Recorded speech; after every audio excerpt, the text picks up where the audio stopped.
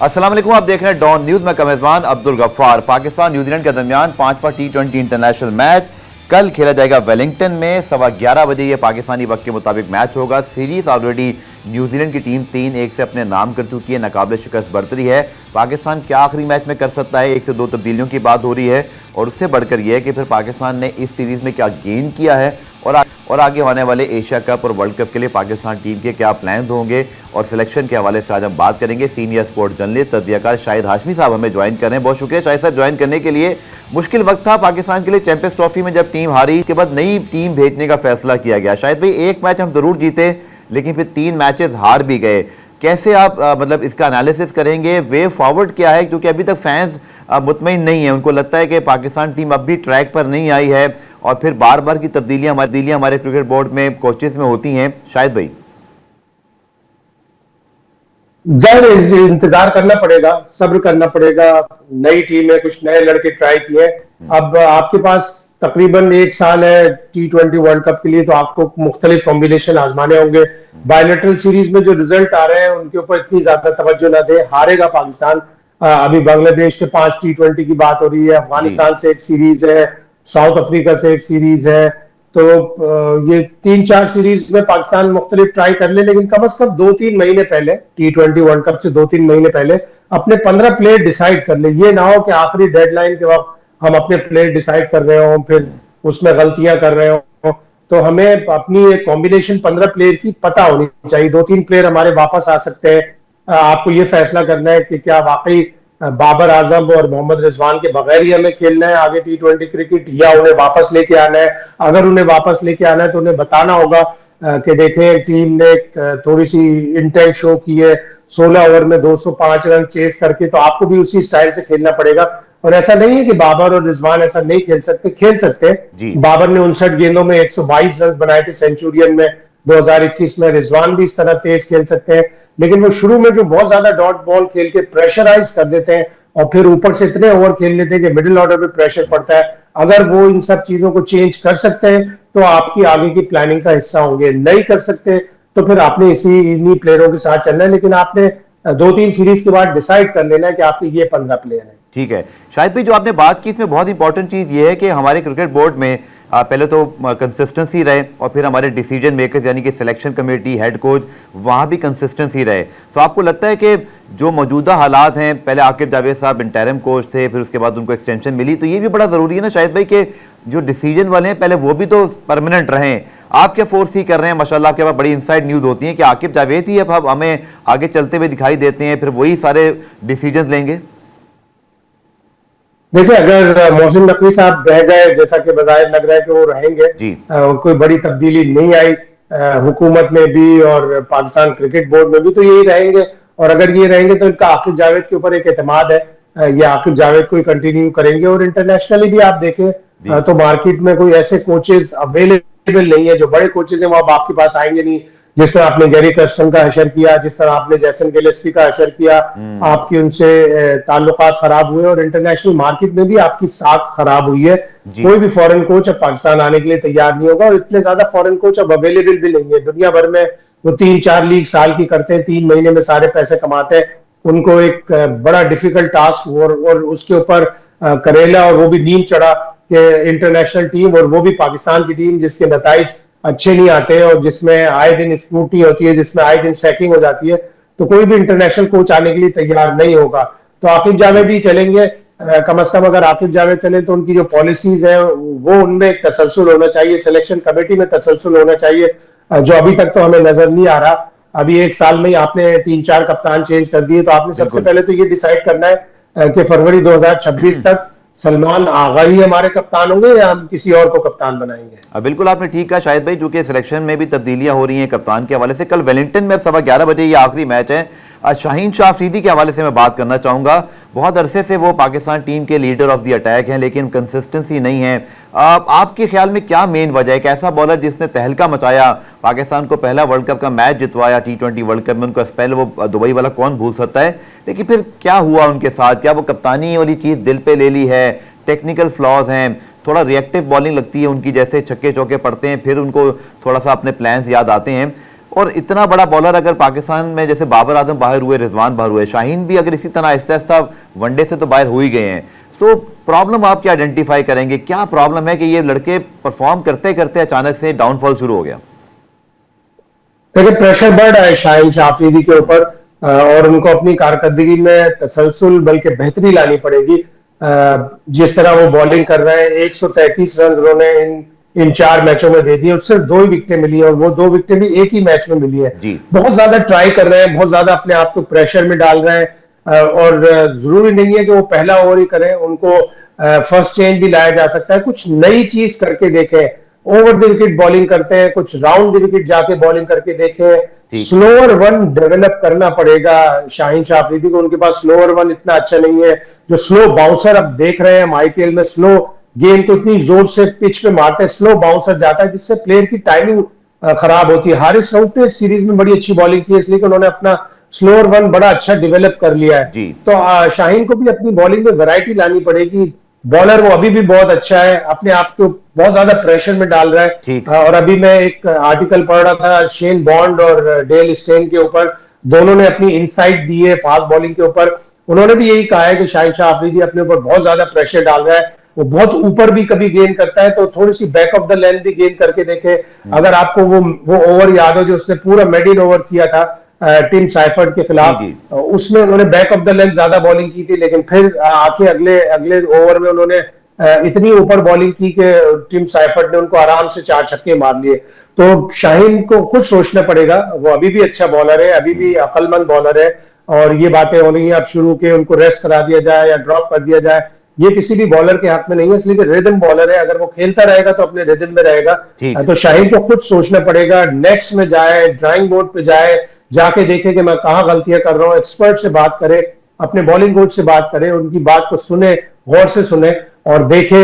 Main चीज ये कि वो अपनी बॉलिंग में वैरायटी लाए, उनको अपनी एक स्लोअर वन डेवलप करनी पड़ेगी, स्लोअर वन गेंद भी और स्लोअर वन बाउंसर भी।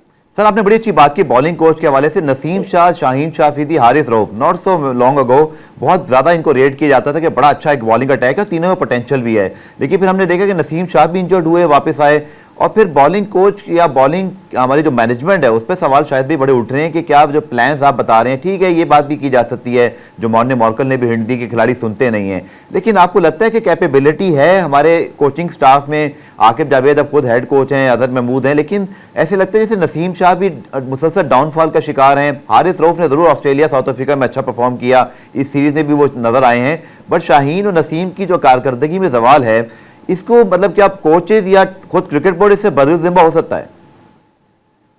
बिल्कुल भी नहीं हो सकता।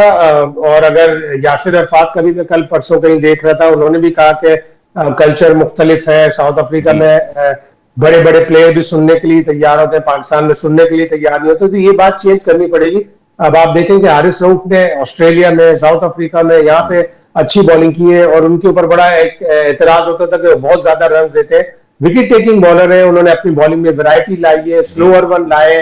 तो जब हारिस रऊफ चेंज हो सकते हैं, हारिस रऊफ इंप्रूव हो सकते हैं, तो why not Naseem Shah and Shaheen Shah Afridi, वो दोनों भी चेंज हो सकते हैं। कैपेबिलिटी और एबिलिटी में फर्क है। एबिलिटी वो होती है जो आपकी इनबॉर्न होती है, जो आपको अल्लाह मियां ने दी है, और कैपेबिलिटी वो होती है वो विल पावर, वो पावर जो आप अपनी एबिलिटी को परफॉर्मेंस में चेंज करें। तो ये कैपेबिलिटी लेके आनी पड़ेगी, वो पावर लेके आनी पड़ेगी जो आपकी एबिलिटी को परफॉर्मेंस में चेंज करे, आपकी एबिलिटी को पोटेंशियल में चेंज करे, वो लानी पड़ेगी। और इन प्लेयरों में है खासियत, ये ला सकते हैं। ठीक है, शायद भी आखिर में कुछ बात करते हैं एशिया कप और फिर श्रीलंका में होने वाले T20 वर्ल्ड कप के हवाले से। आपका माशाल्लाह बड़ा एक्सपीरियंस है तमाम वर्ल्ड कप और इन वेन्यूज़ पे कवरेज करने का।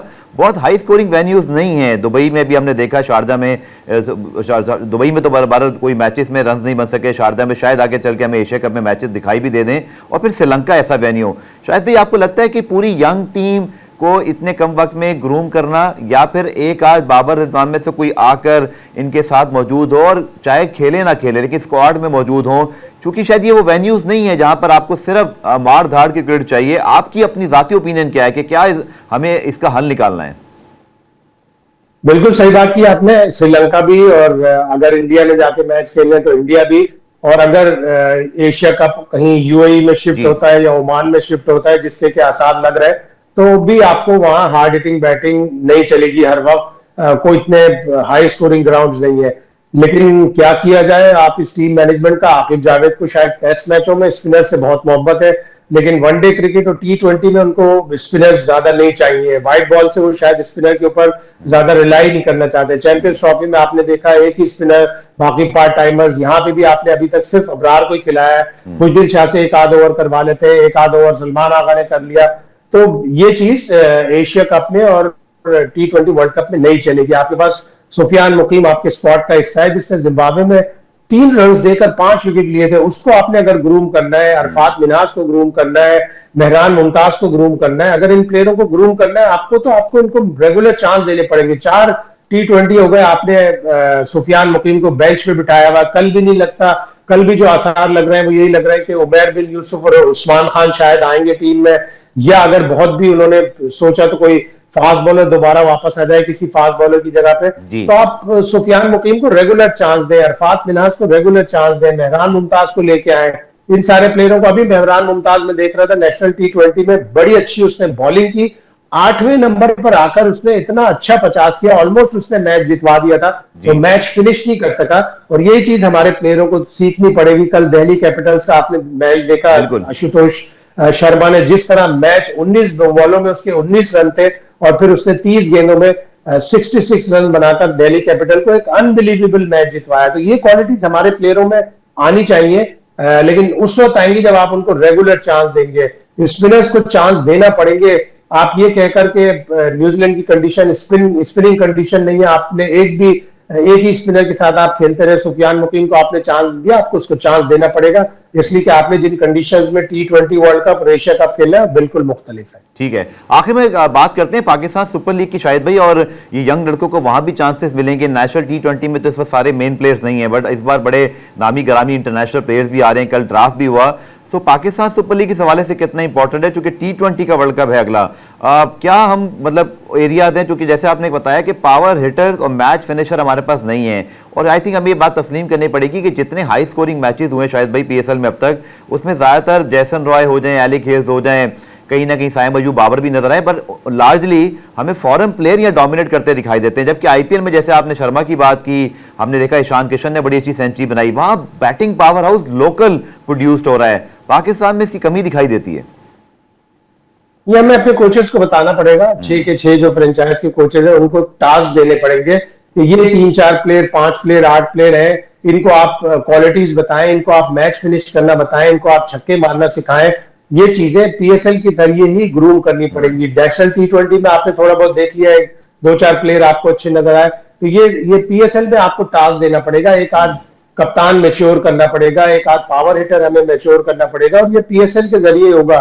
आज इंडिया की टीम जहां खड़ी है इंटरनेशनल क्रिकेट में, ऐसा लग रहा है वो प्लैनेट मार्स में खेल रहे हैं, बाकी टीमें प्लैनेट अर्थ पे खेल रही हैं। उनकी बिल्कुल ही अलग 41 times India 200 plus T20 international में बना चुका है, हमने सिर्फ 12 दफा बनाया है। तो हमें अपनी क्रिकेट को अगर चेंज करना है तो हमें अपनी PSL के जरिए, अपनी नेशनल T20 के जरिए चेंज करना है, और इन बायलैटरल T20 सीरीज के जरिए चेंज करना है। तो टास्क देना पड़ेगा तमाम कोचेस को, जैसे मुल्तान सुल्तान के अब्दुल रहमान साहब है, कराची किंग्स में अब जो नया कोच आता है, लाहौर कलंदर में डैरन गफ आए हैं, इस्लामाबाद यूनाइटेड में जो कोच है उनको ये सारी चीजें बतानी पड़ेंगी।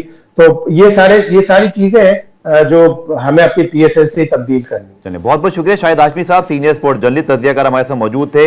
उनके एनालिसिस आप पाकिस्तान क्रिकेट टीम के हवाले से प्रोग्राम में ब्रेक शामिल करते हैं। ब्रेक से जब वापस आएंगे तो पाकिस्तान सुपर लीग में कल रिप्लेसमेंट ड्राफ्ट में सिर्फ 2 ही प्लेयर जो है वो अनाउंस हो सके, बाकी टीमों ने रिजर्व किया। इसकी क्या वजह है, क्या ऑप्शन वो अपने जो है वो आगे चल के देख रहे हैं, डिस्कस करेंगे शॉर्ट कमर्शियल ब्रेक के बाद। प्रोग्राम में खुशामदीद। पाकिस्तान सुपर लीग का 10वां सीजन 11 अप्रैल से पाकिस्तान भर में शुरू होगा। 8 अप्रैल को जो है वो पाकिस्तान सुपर लीग की फ्रेंचाइज पेशावर ज़ल्मी अपनी पहली मरतबा होम ग्राउंड पर भी खेलेगी कोयटा ग्लेडिएटर्स के खिलाफ। उसके हवाले से पेशावर में बड़ी जोशो खरोश पाया जाता है कि चलिए एग्जीबिशन मैच ही सही, लेकिन पाकिस्तान सुपर लीग वहाँ आ रही है। कल replacement draft Pakistan super league का हुआ। फैंस मुंतजिर थे कि वो बहुत सारी साइनिंग्स देखने को मिलेंगी, लेकिन हुआ फिर ये कि सिर्फ 2 ही साइनिंग अनाउंस हो चुकी, जिसके अंदर अगर आप बात करते हैं कार्वन बॉस जो कि PSL छोड़ के IPL में चले गए, उनकी जगह जॉर्ज लिंडे को जो है शामिल किया है पेशावर ज़ल्मी ने। साउथ अफ्रीका से ताल्लुक़ रखने वाले लेफ्ट आर्म स्पिनर और ऑलराउंडर हैं। इसी तरह रसी वंडर-डुसन की जगह इस्लामाबाद यूनाइटेड ने जो है वो खिदमत हासिल की हैं ऑस्ट्रेलिया के एलेक्स कैरी की। बाकी फ्रेंचाइज ने पीसीबी की प्रेस रिलीज के मुताबिक ये फैसला किया कि वो अपनी तमाम पिक्स को रिजर्व करेंगी। पेशावर ज़ल्मी की सप्लीमेंट्री में 2 पिक्स हैं, इसी तरह इस्लामाबाद की कुछ पिक्स बाकी हैं। फिर Nahid Rana, Kane Williamson, mark Chapman और इसी तरह लिटन दास, ये चारों भी जो हैं अगर आप देखा जाए तो पहले चंद मैचेस में दस्तयाब नहीं है। असल स्टोरी क्या है, ये क्यों रिजर्व्स की गई, क्यों पिक अनाउंस नहीं हुई? हमारे नुमाइंदे गुलाम मुर्तज़ा हमारे साथ मौजूद हैं, उनसे बात करते हैं। बहुत शुक्रिया गुलाम मुर्तज़ा। आप लोग एक्सपेक्ट कर रहे थे 4-5 पिक्स हो जाएंगी, बड़े एक्साइटेड थे, चूंकि पीएसएल के हवाले से हर ही खबर का हमारे फैंस बड़ा इंतजार करते हैं, बट थोड़ा सा लोग ये कहने पर मजबूर हुए कि भाई सारी पिक्स क्यों रिजर्व हुई? क्या इनसाइड स्टोरी है? क्या इंटरनेशनल सीरीज टीमों की अनाउंसमेंट का वेट किया जा रहा है, कुछ और ऑप्शंस देखे जा रहे हैं? फ्रेंचाइज क्या सोच रही हैं? कुछ फ्रेंचाइजी से हमारी बात हुई तो उनकी जानिब से ये कहा गया कि अभी कुछ वक्त भी है और किसी भी खिलाड़ी को वो पिक भी कर सकते हैं, तो इस हवाले से उन्होंने जो अपनी रिजर्व पिक्स हैं वो रिजर्व की हैं। उन्हें उम्मीद है कि मुस्तकबिल में कुछ बेहतर खिलाड़ी उनको दस्तयाब होंगे और उनका कम्बिनेशन में वो ज्यादा फिट बैठ सकते हैं, तो इस वजह से मुख्तलिफ टीमों ने अपनी जो पिक्स हैं वो रिजर्व कर ली हैं। जबकि पेशावर ज़ल्मी की बात करें तो उन्होंने जॉर्ज लिंडे को लिया है, वो बाकायदा तौर पे कॉर्बन बोश जो आईपीएल का हिस्सा बने हैं, पहले पेशावर ज़ल्मी का हिस्सा थे, तो उनकी जगह पे पूरे सीजन के लिए वो पेशावर ज़ल्मी को दस्तयाब होंगे, तो उन्होंने उनकी सिलेक्शन की है। इसी तरह एलेक्स कैरी जिनका ताल्लुक ऑस्ट्रेलिया से है और रसी वंडर-डुसन जो जनूबी अफ्रीका के बैटर हैं, उनको इस्लामाबाद ने पिक किया था, तो उनकी जगह पे आधे मैचेस के लिए एलेक्स कैरी दस्तयाब होंगे। तो फ्रेंचाइजीज ने अपनी बेहतर ऑप्शन के लिए अपनी जो पिक्स हैं उनको रिजर्व किया है। ठीक है, आप बहुत सारी चीजें जो पीएसएल से पहले होती है गुलाम मुर्तज़ा, जैसे कैंथम है, किट्स हैं, जो कि इस वक्त रमजान का आखिरी अशरा चल रहा, लगता है कि पाकिस्तान सुपर लीग के हवाले से ईद के बाद बहुत सारी अनाउंसमेंट होनी है, जैसे कि मैंने आपको बताया और नाज़रीन को भी कि 8 अप्रैल को पेशावर ज़ल्मी और कोयटा का मैच भी अरबाब निया स्टेडियम पेशावर में होगा।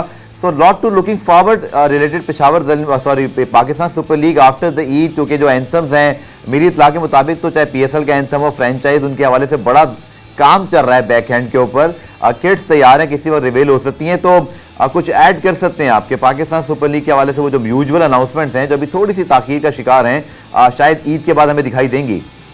जी, रमजान की वजह से बहुत सारी जो प्लानिंग थी वो कुछ मुतासिर भी हुई है, और पाकिस्तान में क्योंकि चैंपियन ट्रॉफी थी तो ज्यादातर तवज्जो जो चैंपियन ट्रॉफी के इनेकाद पे थी, इस वजह से थोड़ा सा डिले किया गया है। ईद के बाद बहुत सारी जो आपको टीमों की किट्स भी दिखाई देंगी कि वो लॉन्च कर देगी। एक्सपेक्टेड है कि लाहौर के अंदर जो है वो 1-2 रोज के अंदर ही अपना किट का जो डिजाइन है वो रिवील कर देगी। जो एंथम की आपने बात की तो उसके हवाले से भी निगोशिएशन चल रही है और वो भी ईद के बाद जारी कर दिया जाएगा। तो ईद के बाद ज्यादातर जो पाकिस्तान सुपर लीग के हवाले से जितनी भी तकारीब है या उसका इनेकाद होना है, मुख्तलिफ उसके जो इक़दाम करने, तो वो ज्यादातर हमें जो ईद के बाद ही दिखाई देंगे, और तब से हमें फुल फ्लैज एक मुकम्मल तौर पे पीएसएल का रंग भी दिखाई देगा, चाहे वो लाहौर में हो, कराची में हो, मुल्तान में हो या पिंडी में हो या पेशावर में हो। पेशावर पहली दफा एक नुमाइशी मैच की नुमाइंदगी जो उसकी मेजबानी भी करेगा, तो 8 अप्रैल को वो मैच खेला जाना है पेशावर ज़ल्मी के दरमियान, और उसमें बाकी टीमों के भी कुछ खिलाड़ी शामिल होंगे। तो एक यादगार मैच बनाने के हवाले से भी पाकिस्तान क्रिकेट बोर्ड और पीएसएल मैनेजमेंट इसके ऊपर काम कर रही है। ठीक है, आखिर में बात करते हैं एक ऐसी खबर जिसने कल दुनिया क्रिकेट को हिलाकर रख दिया। तमीम इकबाल जो कि हाल ही में रिटायर हुए बांग्लादेश के मायानाज ओपनिंग बैट्समैन हैं, कल उनको हार्ट अटैक हुआ मैच के दौरान, और ये ढाका से कुछ दूर वो मैच खेल रहे थे मोहम्मडन क्रिकेट लीग के हवाले से, ढाका प्रीमियर लीग में मोहम्मडन की नुमाइंदगी करते हुए, जहां उनकी तबीयत ख़राब हुई और फिर उनके जो हवाले से खबरें आई कि मैच रेफरी का एक फैसला उनकी ज़िंदगी बचाने में उसने बड़ा अहम किरदार अदा किया। वो ये था कि उनको हेलीकॉप्टर के बजाय फ़ौरन मूव करने के बजाय मकामी अस्पताल ले जाया गया, जहां उनको फौरी तिब्बी इमदाद मिली, जिसकी वजह से उनकी ज़िंदगी बची। एक वॉल उनका बंद था, एक जो है वो इसमें तकरीबन समझ लें कि अच्छे खासे तौर पे जो मेडिकल एक्सपर्ट हैं कि वो भी बुरी तरह ब्लॉक था, लेकिन बहरहाल उनकी जान बच गई और उसके बाद भी वो आईसीयू के अंदर हैं।